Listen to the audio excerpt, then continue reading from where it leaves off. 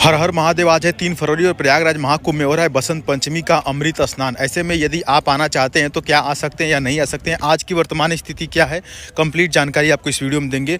यहाँ पर देखिए फिलहाल अभी हम लोग चल रहे हैं संगम घाट की तरफ और वहाँ पर आपको स्नान कराएंगे और उसके बाद आप कहाँ पर फ्री में भोजन कर सकते हो, कहाँ पर रह सकते हैं, संपूर्ण जानकारी। देखिए फिलहाल अभी हम लोग संगम की तरफ चल दिए हैं और ये जितने भी श्रद्धालु आप देख रहे हैं ये सभी स्नान करके आ रहे हैं वहाँ से। प्रयागराज महाकुंभ में 29 तारीख को जो हुआ उसके बाद कई सारे नियम बदल दिए गए हैं। यदि आपको स्नान करना है तो उन नियम को जानना जरूरी है। जैसे कि वीआईपी पासेस रद्द कर दिए गए हैं, यानी कि अब कोई भी वीआईपी जो आ रहा है उसके लिए अलग से कोई भी व्यवस्था नहीं की जा रही है। और उसके बाद नो व्हीकल जोन बना दिया गया है, यानी कि 4 फरवरी तक कोई भी गाड़ी जो है कि प्रयागराज महाकुंभ के मेला क्षेत्र में एंटर नहीं करेगी।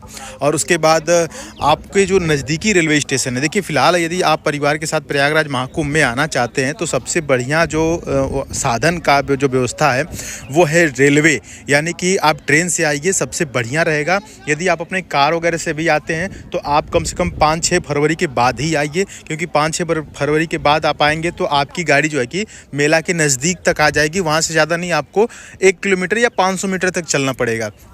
तो आपको अगर अपने साधन से आना है तो आप 5 फरवरी के बाद आएँ, नहीं तो यदि अभी आना है आपको तो आप देखिए अगर आपके पास साधन नहीं, सबसे बढ़िया रेलवे का जो सुविधा है उसमें हम आपको बता दें नज़दीकी जो रेलवे स्टेशन है वो है झूसी का रेलवे स्टेशन, उसके बाद जो है प्रयागराज रामबाग है और उसके बाद प्रयागराज जंक्शन है।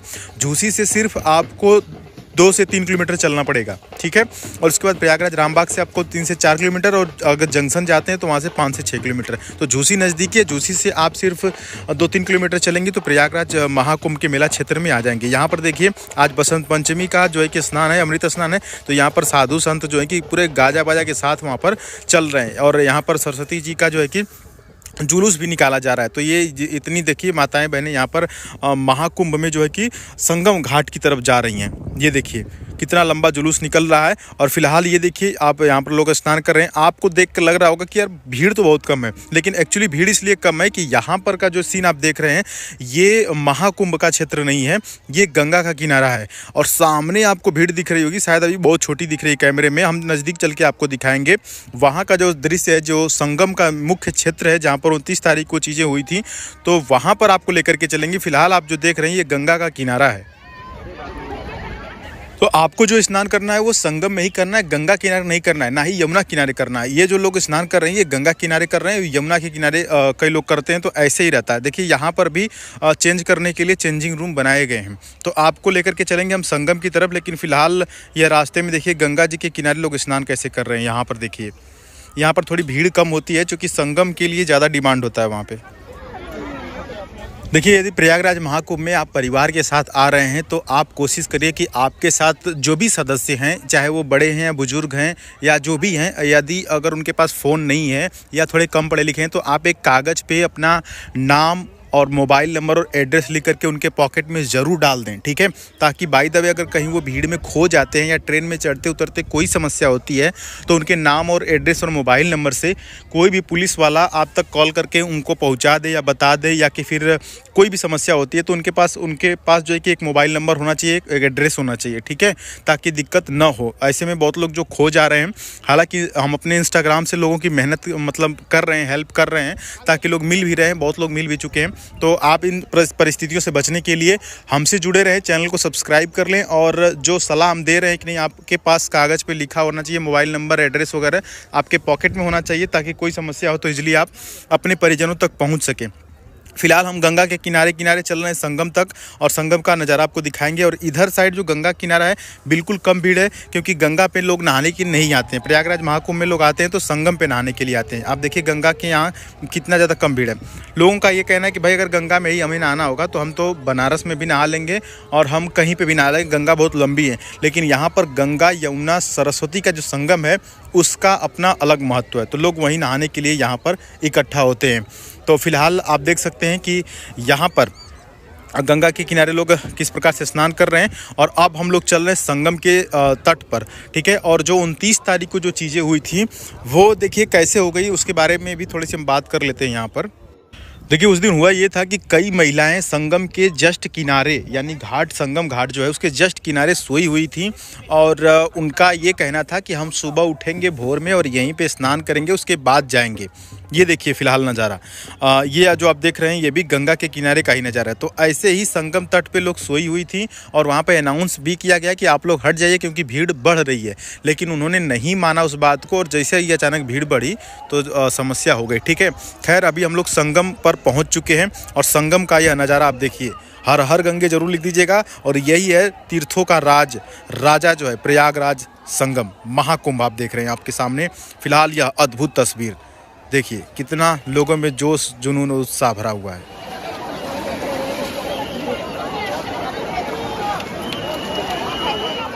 यूं ही नहीं इसे तीर्थराज प्रयागराज कहा जाता है। काफ़ी ज़्यादा खुशी का अनुभव होता है। यहाँ पर देखिए लोग स्नान कर ले रहे हैं और स्नान करने के बाद देखिए बगल में चेंजिंग रूम बनाए गए हैं बहुत सारे। तो यदि महिलाएं इस वीडियो को देख रही हैं या आपके साथ जाएंगे तो आप उनसे ज़रूर बताइएगा कि जब भी वो कपड़ा चेंज करें तो चेंजिंग रूम में ही करें, क्योंकि वहाँ पर कई लोग वीडियो बनाते रहते हैं तो ऐसे में जो है कि उनकी फुटेज आ जाएगी उसमें तो प्रॉब्लम होगी। देखिए स्नान करने के बाद आपको पीपा पुल पकड़ के गंगा उस पार चले जाना है। असली कहानी यहाँ से शुरू होती है। जैसे पीपा पुल पकड़ के आप गंगा उस पार चले जाएंगे तो वहाँ पर आपको सभी अखाड़े मिलते हैं। सेक्टर नंबर 18, 19 और 20 में अभी हम लोग उसी तरफ चल रहे हैं। हमने स्नान करवाया आपको संगम में और अब हम आ गए हैं पीपा पुल पकड़ करके गंगा इस पार। और गंगा इस पार तमाम सुविधाएं हैं क्योंकि जितने भी अखाड़ा बनाए गए अखाड़ा क्षेत्र हैं वो सेक्टर नंबर 19 में है, 18 में है, 20 में है और ये जो सेक्टर पड़ते हैं 18, 19, 20 ये गंगा उस पार पड़ते हैं झूसी साइड। तो आप जो है कि पीपा पुल पार करके जब इस पार आ जाएंगे तो आपको वहाँ पर तमाम साधु संत मिलेंगे जिनका आप आशीर्वाद ले सकते हैं, जिनका आप स्नान करने के बाद दर्शन कर सकते हैं। यदि आपके पास संभव हो तो थोड़ा बहुत दान भी कर सकते हैं, अपने मतलब क्षमता अनुसार वहाँ पर दान कर सकते हैं और उनका पैर छू करके आशीर्वाद ले सकते हैं। फिलहाल देखिए हम लोग आ गए हैं अखाड़ा क्षेत्र में और इधर तमाम साधु संत आपको दिखाई देंगे। जितने साधु वायरल भी हुए आजकल, ऐसे बाबा भी जो कई सालों से सोए नहीं हैं, सिर्फ खड़े रहते हैं, उनको भी हम आपको दिखा देंगे। इधर ही वो भी रहते हैं और तमाम जो भी एक हाथ ऊपर करने वाले बाबा जो भी तमाम बाबा जो हैं आपको इधर ही मिलेंगे। ये अखाड़ा क्षेत्र है और इधर ही आपको रहने की फ्री वाली सुविधा मिल जाएगी और यहाँ पर आपको भंडारा मिल जाएगा। ये देखिए सामने देखिए सेक्टर नंबर 4 से अभी हम लोग गुजर रहे हैं और संगम लोअर मार्ग है। आपको ये लेफ्ट साइड वाला जो ब्रिज दिखाई दे रहा है ना, आपको इसी ब्रिज के ठीक नीचे आ जाना है।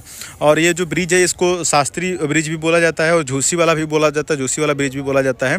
तो आप इधर जब आ जाएंगे तो इधर साइड में आपको रहने के लिए और खाने के लिए तमाम सुविधाएं मिलेंगी। वैसे तो प्रयागराज महाकुंभ में बहुत सारे भंडारे चल रहे हैं, लेकिन हम आपको एक ऐसे भंडारे के बारे में बताएंगे जो सबसे वीआईपी है। लेकिन अगर यदि आप रुकना चाहें तो देखिए इस प्रकार के रैन बसेरे में रुक सकते हैं। यहाँ पर देखिए लोग सभी लोग ठहरे हुए हैं, ये लोग स्नान कर लिए हैं, कई लोग स्नान करने वाले हैं।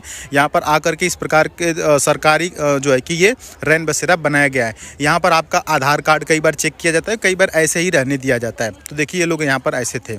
फिलहाल अभी हम लोग चलते हैं आगे और आगे जा रहे हैं। देखिए हम लोग भंडारा की तरफ अब चल रहे हैं। रहने का जो स्थान हमने बता दिया आपको। अब जब आप आएंगे इस पार पीपा पुल पकड़ करके तो वहाँ पर कई सारे इसी तरह से रैन बसेरे बनाए गए हैं। और देखिए ठंडी तो फिलहाल बहुत कम हो गई है, लेकिन आप चाहें तो अपने साथ एक साल वगैरह लेकर के जा सकते हैं ताकि रात में दिक्कत हो तो आप उसे ओढ़ सकते हैं अगर वहाँ पर रुकना है तो। लेकिन हम तो यही कहेंगे कि यदि आपको प्रयागराज महाकुंभ में जाना है तो आप घर से शाम को या रात में निकलिए। ऐसा निकलिए कि आपको वहाँ पर रुकने की ज़रूरत ही न पड़े, क्योंकि भीड़ कभी भी बढ़ जाती है, कभी भी समस्याएं हो जाती हैं। तो आप ऐसा करिए, टारगेट ये रहे कि आप सुबह पहुंचिए प्रयागराज महाकुंभ में और सुबह स्नान करके शाम तक घर लौटने की कोशिश करिए। अगर आप दूर भी हैं तो रात होते होते आप घर तक पहुंच जाएंगे। तो इस चीज़ का वहाँ पर ध्यान दें। फिलहाल हम लोग चल रहे हैं उस वीआईपी भंडारे में जहां पर आपको चावल, दाल, पूड़ी, सब्जी के साथ साथ कढ़ी और जलेबी और तमाम मीठा और तमाम चीज़ें मिलेंगी जो कि सरदार जी लोगों के द्वारा चलाया जा रहा है प्रयागराज महाकुंभ में। और अन्य भी भंडारे यहाँ पर चल रहे हैं, लेकिन अन्य भंडारों में हम आपको यदि लेके जाएंगे तो वहाँ पे लंबी लाइन लगती है और पत्तल में खाने को मिलता है। लेकिन जो सरदार जी का भंडारा है उसमें आपको थाली में खाने के लिए मिलेगा और थाली आपको खुद धोना भी नहीं है, थाली वहाँ पे वही लोग धोते हैं। तो इतनी सुविधाएं होती हैं। फिलहाल देखिए यह कितना खूबसूरत नज़ारा है और हम लोग चल रहे हैं ये देखिए फ़िलहाल हम लोग सेक्टर नंबर 20 में हैं और यहाँ पर देखिए अखाड़ा क्षेत्र बनाया गया है।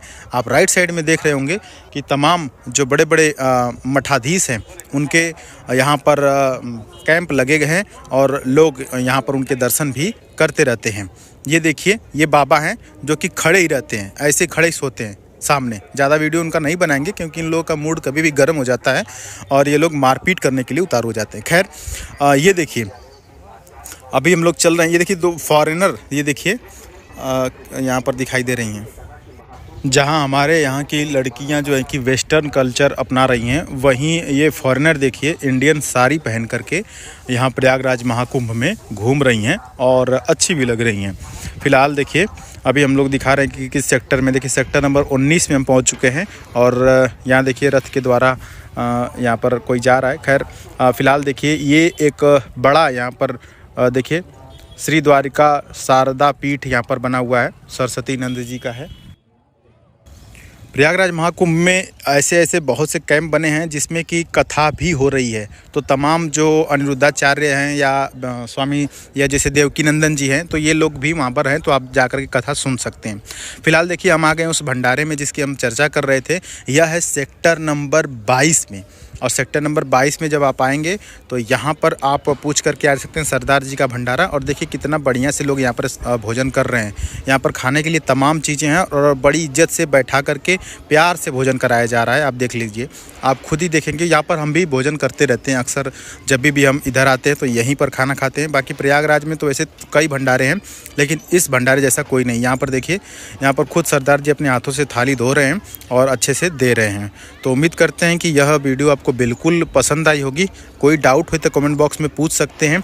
चैनल पर नए तो सब्सक्राइब जरूर कीजिएगा। हर हर महादेव लिख दीजिएगा।